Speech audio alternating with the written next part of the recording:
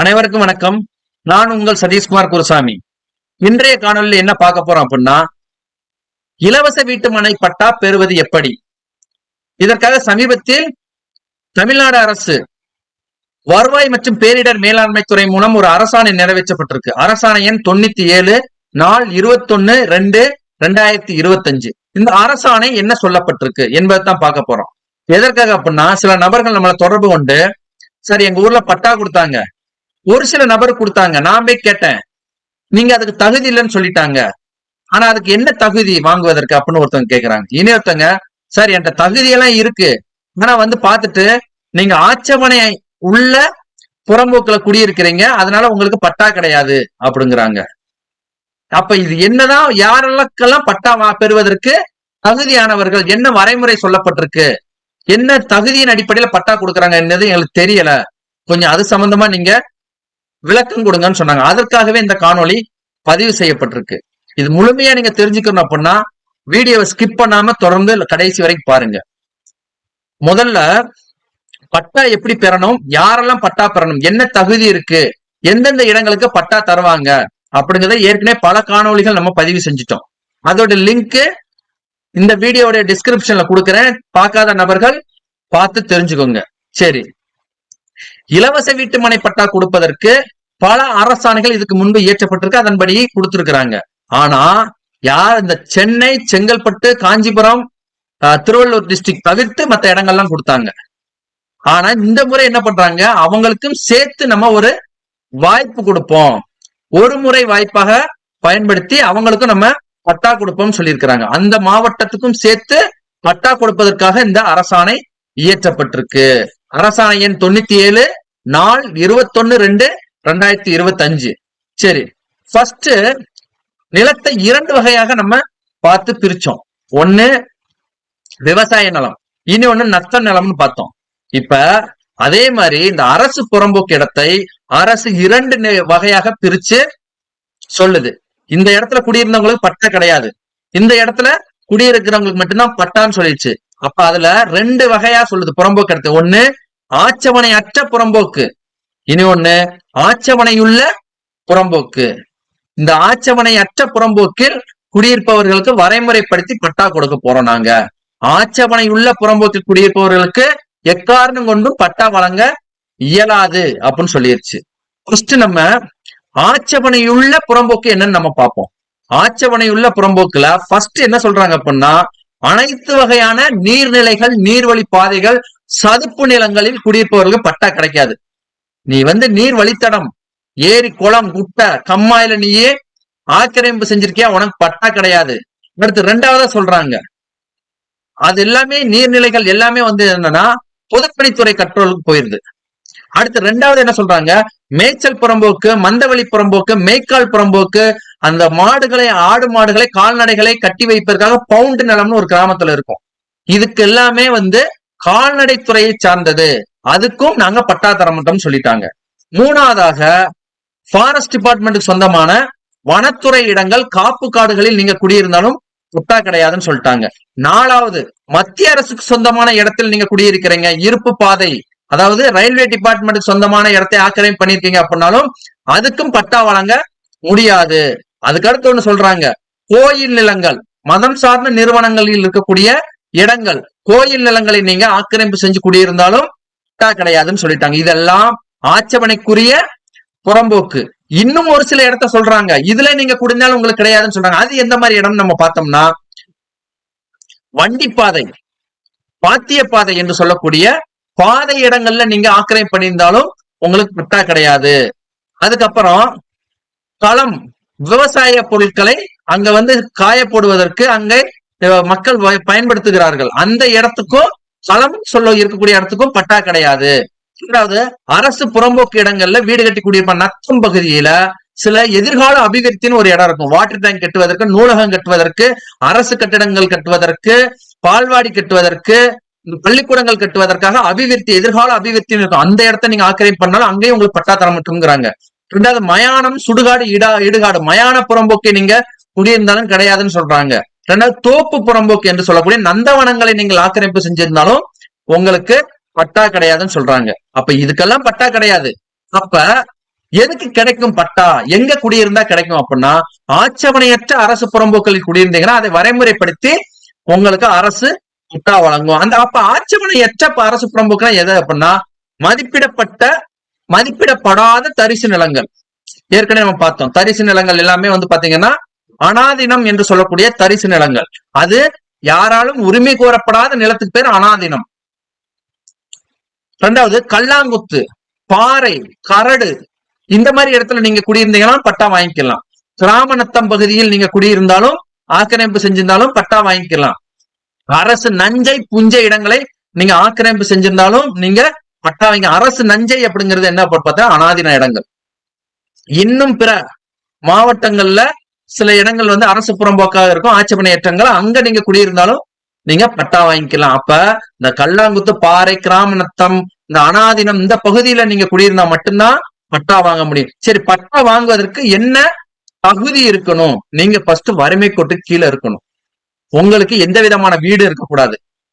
நல்லா கவனிச்சுங்க தகுதி என்னன்னு. நீங்க வறுமை கோட்டு கீழே இருக்கணும். உங்களுடைய ஆண்டு வருமானம் 3 லட்சத்திற்கு மிகாமல் இருக்கணும். 3 லட்சம் தான் இருக்கணும் ஆண்டு வருமானம். உங்க குடும்பத்தோட ஆண்டு வருமானம் 3 லட்சம் இருக்கணும். வறுமை கோட்டு கீழே இருக்கணும். நீங்க அதுல 5 ஆண்டுகளோ இல்ல 10 ஆண்டுகளோ வீடு கட்டி ஆக்கிரமிப்பு செய்து குடியிருந்து வரணும். அதுக்கு தண்ணி பில் இருக்கணும், ரேஷன் கார்டு இருக்கணும், இபி பில் இருக்கணும், எல்லாமே நீங்க வச்சிருக்கணும். அப்படி இருக்கும் பட்சத்துல வருவாய் ஸ்டாண்டிங் ஆர்டர், அதாவது ரெவன்யூ ஸ்டாண்டிங் ஆர்டர், RSO அப்படின்னு சொல்லக்கூடிய RSOல 21வது பிரிவு தெளிவா சொல்லப்படுது எப்படி பட்டா வழங்கணும் அப்படின்னு. அதன் அடிப்படையில பட்டா வழங்கப்படும் சொல்றாங்க. சரி, எவ்வளவு நிலங்களுக்கு பட்டா கொடுப்பாங்க அப்படின்னா அதையும் இந்த ஜிஓல தெளிவாக அரசாணையில் தெளிவா சுட்டி காட்டிருக்காங்க. ஒரு நபர் இப்ப சென்னை தாம்பரம் ஆவடி கார்பரேஷன்ல ஒரு நபர் அரசு புறம்போக்குல குடியிருக்கிறாரு. அவரு 2 சென்ட் ஆக்கிரமிப்பு பண்ணியிருக்கிறார் அப்படின்னா அவருக்கு 1 சென்ட் இலவசமாக கொடுக்கும் அரசு. அடுத்து இருக்கக்கூடிய 1 சென்ட்டுக்கு அவர் அரசு நிர்ணயம் செய்யக்கூடிய அந்த லேண்ட் வேல்யூ என்னவோ அந்த நிலத்தின் மதிப்புக்கு ஏற்ற பணத்தை கொடுத்துடணும். சரி, சென்னை ஆவடி தாம்பரத்தை தாண்டி வெளியில இருக்கக்கூடிய கார்பரேஷன் பாத்தீங்களா, அவங்களுக்கு 2 சென்ட் வரை இலவசமா கொடுப்பாங்க. சென்னை தாம்பரம் ஆவடிக்கு 1 சென்ட் தான் இலவசம். 1 சென்ட் நீங்க பணம் கட்டி வாங்கிக்கணும். சென்னை தாம்பரம் ஆவடியை தாண்டி வெளியில இருக்கக்கூடிய கார்பரேஷன், எல்லா கார்பரேஷன்ல குடியிருக்கிறவங்க எல்லாத்துக்குமே 2 சென்ட் வரைக்கும் இலவசமா கொடுப்பாங்க. 1 சென்ட்டுக்கு நீங்க பணம் கட்டி வாங்கிக்கலாம்.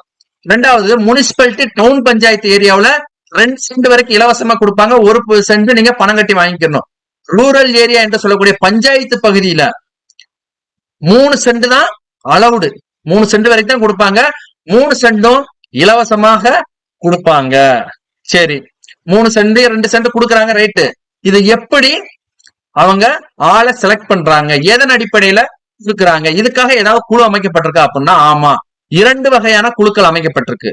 ஒண்ணு மாவட்ட அளவிலான குழு, இன்னொன்னு மாநில அளவிலான குழு. இப்ப மாவட்ட அளவிலான குழு இருக்கு பாத்தீங்கன்னா, district level committee, state level committee. இந்த 2 கமிட்டியுமே ஆட்களை கட்டாயமாக இவங்க தகுதியான நபர்களால் தேர்ந்தெடுக்கணும். அதுக்காகத்தான் இப்ப நியூஸ்ல எல்லாம் பார்க்க ஒவ்வொரு மாவட்ட ஆட்சியரும் அந்தந்த ஊர்ல போய் நேரடியாக பார்த்து கொடுக்குறாங்க. சரி, இந்த டிஸ்ட்ரிக்ட் லெவல், நம்ம டிஸ்ட்ரிக்ட் லெவல் தான் நமக்கு ரொம்ப முக்கியம். இந்த டிஸ்ட்ரிக்ட் லெவல் மாவட்ட அளவிலான குழுல யாரெல்லாம் இருக்கிறாங்க, யாரெல்லாம் வந்து பட்டா கொடுக்கலாம் அப்படின்னு பரிந்துரை செய்யணும் அப்படின்னா, ஃபர்ஸ்ட் அந்த குழுவோட தலைவர், சேர்மன் சொல்லக்கூடிய தலைவர் யாருன்னு பாத்தீங்கன்னா அந்த டிஸ்ட்ரிக்ட் கலெக்டர். ரெண்டாவது, அதுல மெம்பர் செக்ரட்டரி. செக்ரட்டரி யாருன்னு பாத்தீங்கன்னா டிஸ்ட்ரிக்ட் ரெவன்யூ ஆபீசர் என்று சொல்லக்கூடிய DRO, மாவட்ட வருவாய் அலுவலர். மூணாவது யார் இருக்காங்க அப்படின்னு பாத்தீங்கன்னா அந்த லேண்ட் கமிஷன் DROன்னு சொல்லக்கூடிய ஸ்பெஷல் DRO ஒருத்தர் இருப்பாரு. அதாவது land administration, land commissioner, land administration அப்படிங்கிற ஒரு DRO ஒவ்வொரு மாவட்டத்துல இருப்பாரு. அவரு அதுல ஒரு மெம்பரா இருக்கிறாரு. நாலாவது யார் இருக்காருன்னு பாத்தீங்கன்னா RDO, கோட்டாட்சியர், ரெவன்யூ டிவிஷனல் ஆபீசர் இருக்கிறாங்க. அஞ்சாவதா முனிசிபல் கார்பரேஷனா இருந்தா அதோட சேர்மன் இருப்பாங்க. இல்ல டவுன் பஞ்சாயத்தா இருந்தா ஏடி இருப்பாரு, அசிஸ்டன்ட் டைரக்டர். வில்லேஜ் பஞ்சாயத்தா இருந்தா அசிஸ்டன்ட் டைரக்டர் ஆஃப் பஞ்சாயத்து, அதாவது ஏடி பஞ்சாயத்து இருப்பாரு. டவுன் பஞ்சாயத்துக்கு ஏடி இருப்பாரு, வில்லேஜ் பஞ்சாயத்துக்கும் ஏடி இருப்பாரு. அப்ப ஆறாவதா யார் இருப்பான்னு பாத்தீங்கன்னா டெப்டி கலெக்டர் இருப்பாரு. ஏழாவதா இருக்கிறவரு முக்கியமானவர். இந்த நிலத்தை கொடுக்கலாமா, இதோட மதிப்பு என்ன, அந்த மதிப்பு கூட்டு வரி எல்லாமே சொல்லக்கூடிய லேண்ட் கைட்லைன்ஸ் வேல்யூஸ் சொல்லக்கூடிய டிஸ்ட்ரிக்ட் ரிஜிஸ்டர் இருப்பாரு. ரிஜிஸ்ட்ரேஷன் டிபார்ட்மெண்டோடைய டிஸ்ட்ரிக்ட் ரிஜிஸ்டர் கட்டாயம் இந்த குழுல இருப்பாரு. இவங்க தான் தீர்மானம் பண்ணி பட்டா கொடுக்குறாங்க. சரி, அப்ப ஸ்டேட் லெவல் கமிட்டி எதுக்காக இருக்கு? டிஸ்ட்ரிக்ட் லெவல் கமிட்டியே பட்டா கொடுத்து முடிச்சிருந்தாங்க. ஸ்டேட் லெவல் கமிட்டி எதுக்கு இருக்கு அப்படின்னா, யாரெல்லாம் ஸ்டேட் லெவல் கமிட்டியில இருக்கிறாங்க அப்படின்னா, முதன்மை செயலாளர் சீஃப் செக்ரட்டரி ஆஃப் கவர்மெண்ட், அவர் தான் சேர்மன். அப்புறம் கூடுதல் chief secretary, additional chief secretary, அவர் வந்து ரெவன்யூ டிபார்ட்மெண்டோட சீஃப் செக்ரட்டரி இருக்காரு. ஹவுசிங் போர்டு சீஃப் செக்ரட்டரி இருக்கிறாரு. ரூரல் டெவலப்மெண்டோட சீஃப் செக்ரட்டரி இருக்கிறாங்க. இவங்க எல்லாமே அதுல இருக்கிறாங்க. இவங்களோட பணி என்ன அப்படின்னா, ஏற்கனவே இப்ப சென்னை தாம்பரம் ஏரியாவில் லேண்ட் கொடுக்கலாம்னு சொல்லியாச்சு. அந்த லேண்டோடைய வேல்யூ 5 கோடிக்கு மேல இருந்தால், லேண்டோடைய வேல்யூ எவ்வளவு இருக்கணும்? 5 கோடிக்கு மேலே இருந்தால் அவர்களுக்கு கொடுக்கலாமா கொடுக்க கூடாதா, தகுதியான நபர்களா, இதை எப்படி கொடுக்கணும் அப்படிங்கிறது அந்த பரிந்துரை வந்து இவங்க தான் பண்ணணும். இப்ப டிஸ்ட்ரிக்ட் லெவல்ல இருக்கிறவங்க என்ன பண்ணுவாங்கன்னா, இந்த இடத்தோட மதிப்பு 5 கோடி வருது, இதை கொடுக்கலாமா என்பதை நீங்க தீர்மானம் பண்ணுங்கன்னு சொல்லி இவங்களுக்கு மாசம் மாசம் ஒரு அறிக்கையை கொடுப்பாங்க. அந்த மாசம் மாசம் அந்த அறிக்கையை பெற்றுக்கொண்ட இந்த டிஸ்ட்ரிக்ட் ஸ்டேட் லெவல் கமிட்டி 15 நாட்களுக்குள் அதுக்கான அறிக்கையை ரிப்ளை கொடுக்கும். இதோடைய கைட்லைன்ஸ் வேல்யூக்கு இவங்ககிட்ட இவ்வளவு பணம் வாங்கிட்டு இந்த இடத்த கொடுத்துருங்க, இல்ல இவங்களுக்கு பட்டா கொடுங்க தகுதியான நபர் அப்படின்னு சொல்லிட்டு இவங்களுடைய கமிட்டி அதை தீர்மானம் பண்ணி விசாரணை பண்ணி அதுக்கு பதில் கொடுக்கும். இதுதான் இந்த ஸ்டேட் லெவலோட கமிட்டி, ஸ்டேட் லெவல் கமிட்டியோடைய வேலை. சரி, இப்ப பட்டா யாருக்கெல்லாம் கொடுக்கலாம்னு தெளிவா பார்த்துட்டோம். யாருக்கெல்லாம் பட்டா தகுதியற்ற நபர்னு பார்த்துட்டோம். வறுமை கோட்டு கீழே இருக்கணும், அவங்களுடைய ஆண்டு வருமானம் 3 லட்சத்தை தாண்டக்கூடாது, வீடுகள் இருக்கக்கூடாது, வசதி படைத்தவர்களா இருக்கக்கூடாது. 2வது, ஆட்சமனையற்ற புறம்போக்குல தான் அவங்க குடியிருக்கணும். ஆட்சமனை உள்ள புறம்போக்குல இருந்தா அவங்களுக்கு பட்டா கிடைக்காதுன்னு நம்ம சொல்லிட்டோம். இதுதான் இந்த அரசாணையில் தெளிவாக குறிப்பிடப்பட்டுள்ள பகுத்துரைக்கப்பட்ட கைட்லைன்ஸ். இதுபோல் இன்னும் ஒரு சட்டத்திலேயோ இல்ல அரசாணையை பற்றியோ நாம் விரிவாக பார்க்கலாம். நம்ம சேனலை சப்ஸ்கிரைப் பண்ணாத நபர்கள் சப்ஸ்கிரைப் பண்ணிக்கோங்க. இதுபோல் சட்டம் சார்ந்த தகவல்களை தெரிந்து கொள்ள தொடர்ந்து பார்த்துட்டு இருங்க. நான் உங்கள் சதீஷ்குமார் குருசாமி. நன்றி.